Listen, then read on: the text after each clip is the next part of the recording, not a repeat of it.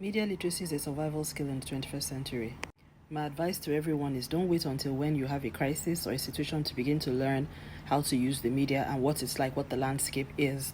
And that's what we're going to be teaching on July 31st. Don't wait until when you are in a crisis before you have somebody on speed dial, you have a media, you have a retainer, you know who you can call when a story comes out in the newspapers that is wrong about your brand. So get your knowledge up front. And if you're someone who really needs to have a very strong presence out there, I would always advise you as a leader to have what I would call a social media awareness training session or a media relations awareness training session, or even go through media training as a senior leader. It's very, very important because sometimes some of the things that you even say, even in spaces that you think are safe, may become a problem for you in future. But if you're media trained, you understand the risk, and then you then know how to manage yourselves even in those very, very difficult conversations. Media training is not a nice to have anymore. It is a must do for senior leaders, for business leaders, for people on the front line. It's about the level, the depth of the measure that differs. But as a communications professional, it's in fact, it's not even negotiable.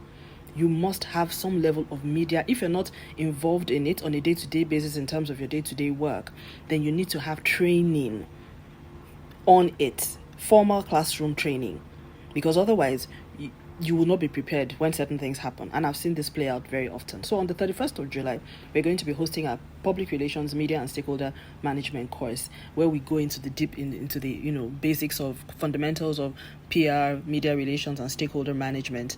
And we have a module on media relations that is very deep, very in-depth and all of that.